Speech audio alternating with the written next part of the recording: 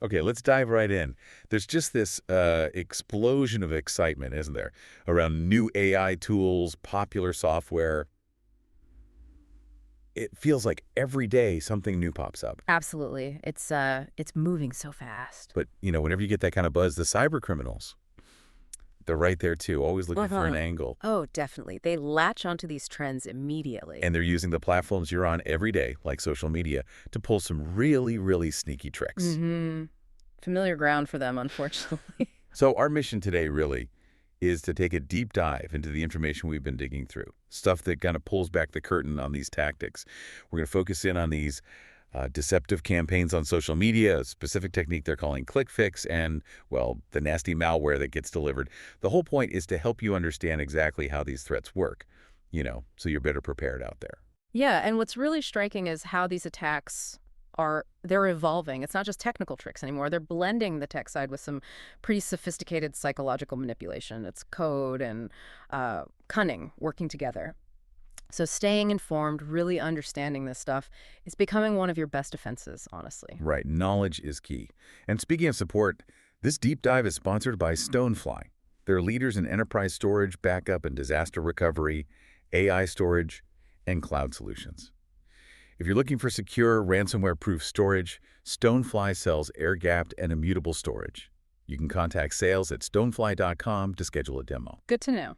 Okay, so setting the stage.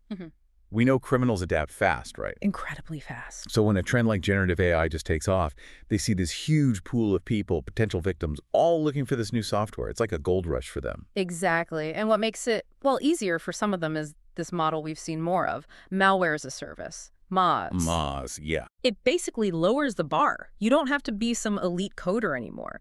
Less experienced criminals can just, rent or buy access to pretty sophisticated malware and attack tools. It spreads the capability around. And their favorite way to get this stuff out there seems to be social media. Yeah, it's where the people are. Makes sense. We saw activity specifically flagged on Facebook and TikTok. Big platforms, big reach. So let's unpack that Facebook side first.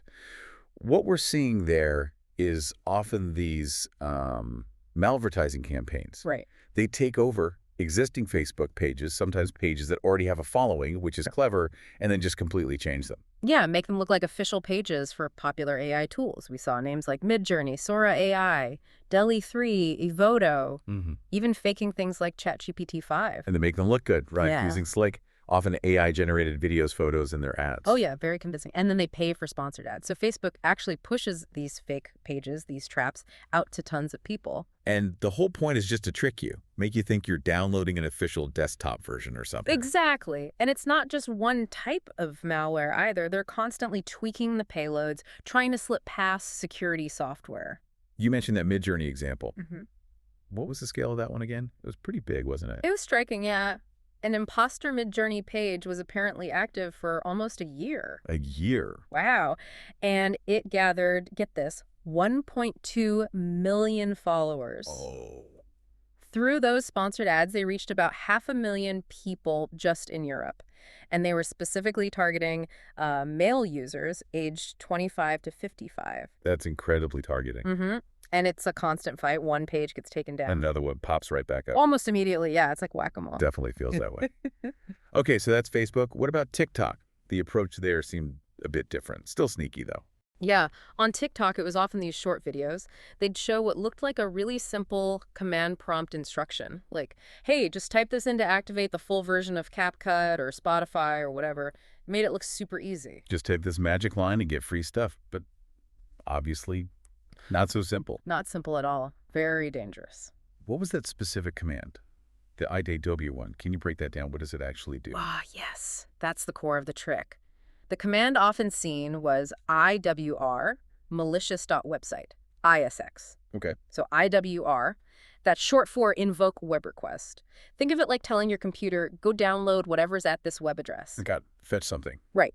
Then that vertical bar, that's called a pipe, it just takes the output of the first command, the downloaded file, and shoves it directly into the next command. Okay, so download, then pipe. And the next command is IX. That stands for invoke expression. And this is the really bad part. It basically tells your computer, okay, whatever code you just received, run it, execute it now. Whoa. So in one line, you're telling your computer, Go download this random thing from the internet. Don't even look at it. Just run it immediately. Precisely. It's incredibly efficient for an attacker. You copy, you paste, you hit enter, and boom, they've got code running on your machine.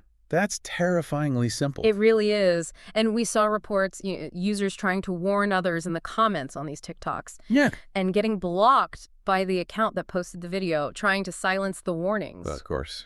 And it wasn't just CapCut or Spotify. We saw similar tactics targeting things like Office 365, Adobe Creative Cloud, using domain names designed to look legit, like capcut.activator.tools or office365.activator.tools, creative-cloud.activator.tools, even activated.esh. Okay, so whether it's a fake ad leading to a download or a TikTok video with a command, there's this underlying social engineering technique that was highlighted. Yeah. ClickFix. Yes, ClickFix. This one's, well, it's unsettling because it kind of turns your own actions against you.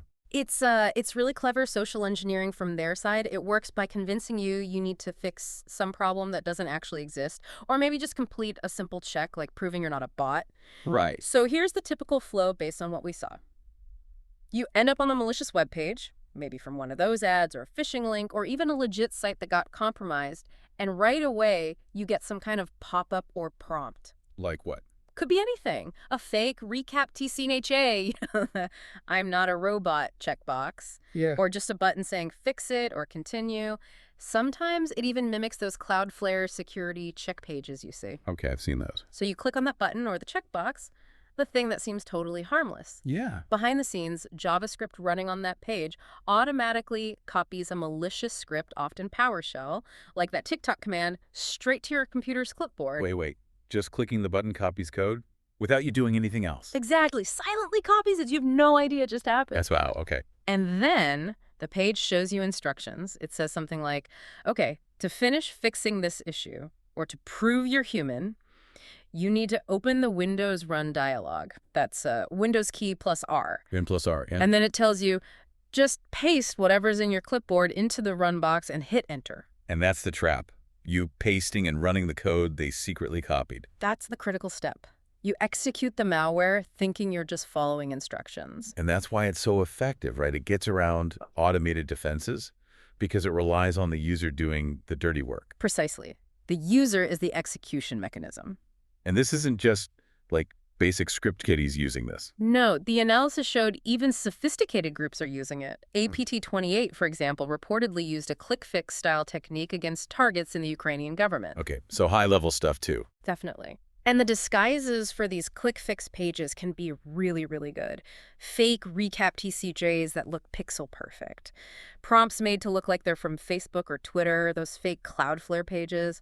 We even saw examples where they translated the fake pages to target specific regions better. Wow. And in one specific case, someone opened an email attachment.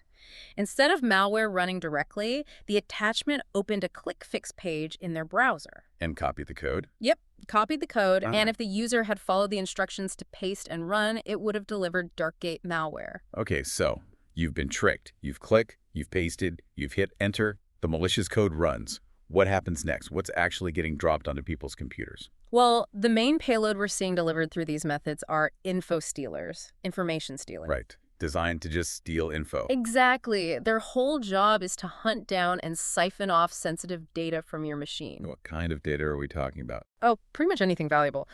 Login credentials for websites, browser cookies, which can keep you logged into sites, autocomplete data from forms, credit card numbers if they're saved, Okay. cryptocurrency wallet files or keys, saved passwords from your browser's password manager, even, believe it or not, databases from two-factor authentication apps, like Authy.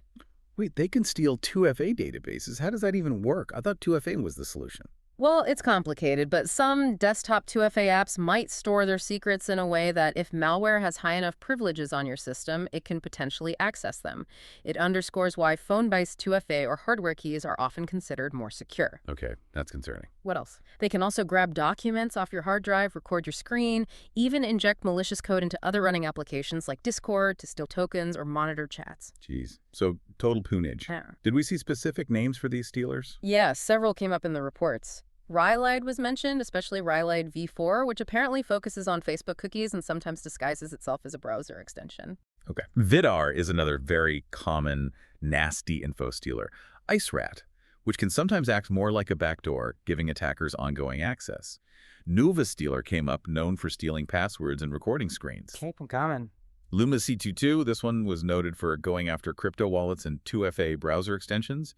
It was even seen trying to inject its code into a legitimate Windows process, BitLocker Togo.exe, probably to hide. Sneaky. Very. Others mentioned were Stealc, WS Dealer. That one was linked to a specific TikTok scam called the Invisible Challenge, apparently, and Lapless Clipper, which is interesting because it specifically monitors and steals stuff you copy to your clipboard, and it was seen being delivered alongside Vidar. So a double whammy. Wow. Okay, so the consequences for you, the listener, Yeah. if this happens, it's bad. We saw reports tied to this kind of activity where people's accounts got hacked, right? LinkedIn, Steam, Facebook. Mm-hmm. Real accounts taken over. One user even mentioned seeing a suspicious login attempt on their email coming from Russia after they think they might have run one of these malicious commands. And the scary part is, even if you realize later and clean your computer, they might already have your passwords, your cookies. Exactly. The credentials are gone. They can be used later, sold, whatever. Yeah. The damage might already be done for those accounts, even if your machine is clean now. Right. Okay, so they're good at the social engineering. They drop these nasty stealers. Mm-hmm. How do they try to hide on your system once they're in and stick around? Well, the analysis pointed to a few common tricks for staying hidden. Running as hidden processes so they don't show up easily in your task manager. Standard stealth. Yep. We also saw examples where the malware actually adds exclusions to Windows Defender. It basically tells your own antivirus, hey, ignore this file, ignore this process, it's fine. Oh, that's bold. Disabling its own detection. It is. They might also use legitimate Windows tools like mshta.exe to run malicious scripts that are hidden inside other seemingly harmless files. Makes it harder for security software to spot the initial execution. And obfuscation, right, making the code look like garbage. Exactly. Using things like decimal encoding or hiding URLs in numeric arrays. Just trying to make it unreadable to security tools and analysts. Okay, so that's hiding. What about sticking around? Persistence. Right. They don't want to just run once. They want to survive reboots. How do they manage that? Common methods include creating scheduled tasks.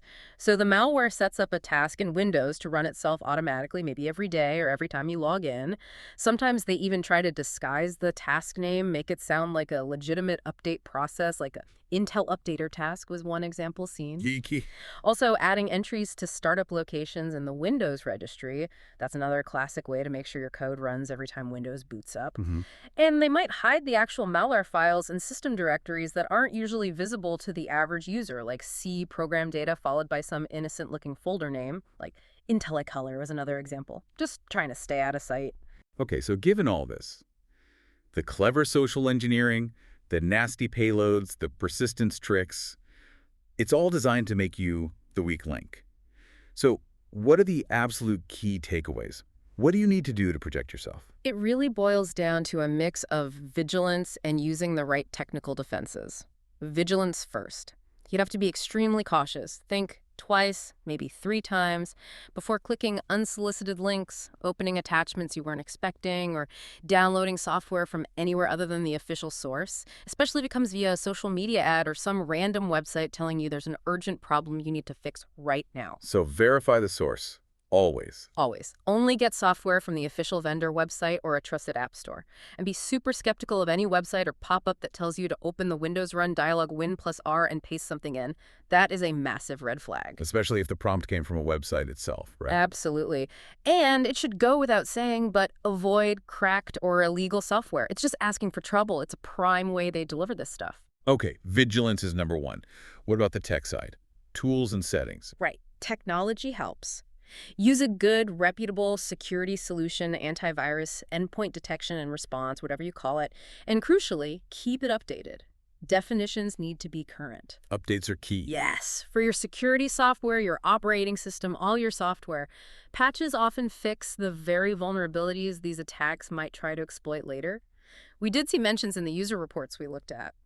People finding tools like Malwarebytes or ESET helpful in actually detecting the infection after they suspected something was wrong. So good tools can help clean up too. They can, but prevention is better. Beyond software, your accounts need protecting. Use strong passwords, and please make them unique for every single site. That's the hard part, remembering them all. Which is why a password manager is basically essential now. Let it generate and store strong, unique passwords for you. Good point. And maybe the most critical piece of advice, given what these stealers are after, enable two-factor authentication, 2FA, everywhere you possibly can. Everywhere. Everywhere it's offered. Email, banking, social media, gaming accounts, all of it. It adds such a crucial layer of security, even if someone does manage to steal your password. Okay, so be vigilant, only download official stuff, update everything, use unique passwords via a manager, and 2FA everywhere. Got it. What if? What if you think it's too late? You suspect you did click the wrong thing, run the wrong command. Okay, if you suspect an infection, first thing, disconnect the machine from the internet. Immediately. Pull the network cable, turn off Wi-Fi, stop it from talking to the attackers or sending more data. Okay, cut it off. Then run a full system scan with your updated, reputable security software. See what it finds.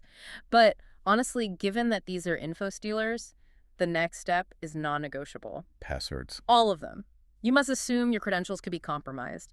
Reset the passwords for every account you logged into from that machine while it might have been infected. Start with the most important ones. Email first. Then banking, primary social media, work accounts, anything sensitive. That sounds like a lot of work. It is, but it's critical because remember, they might already have the old passwords. You also need to actively monitor those accounts for any suspicious activity going forward. And some of the sources we looked at even suggested. For some persistent Trojans, a complete wipe and reinstall of the operating system might be the only way to be 100% sure it's gone. Oof. Drastic, but maybe necessary. Okay, and while we're mostly talking individual protection here, there was a brief mention about the organizational side, like in social care training materials. Right. For businesses or organizations, the principles are similar, just scaled up. Regular, targeted cybersecurity awareness training for everyone, not just IT folks, because the social engineering targets people. Makes sense. Plus, you need layered security, good firewalls, intrusion detection, endpoint security, strict access controls, definitely using multi-factor authentication, MFA, strong policies about what software people can install or run, robust email filtering to catch phishing attempts, and crucially, having an incident response plan before something happens. Know who does what if there's a breach. Good advice for any organization. Yeah. Okay, so let's try and wrap this up. The core threat we've really dived into today is this wave of sophisticated Infostealer malware spread through really clever social engineering, often playing on current trends like AI, and hitting you on platforms you use constantly, like Facebook and TikTok. And the key thing, the really crucial takeaway, is how these attacks are specifically designed to bypass a lot of traditional security by tricking you, by manipulating you, the user, into making that fatal click or paste or running that command. Yeah, they turn your actions against you. Yeah. Which really leads us to maybe a final thought for you to mull over. Yeah. How much of your digital life, think about it, your accounts, your online identity, maybe even your finances, Yeah.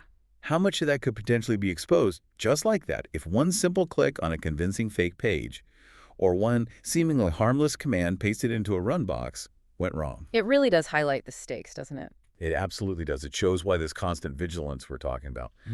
It's not just, good practice anymore. It feels essential for everyone navigating this online world. Couldn't agree more. And a final reminder that this deep dive was sponsored by Stonefly.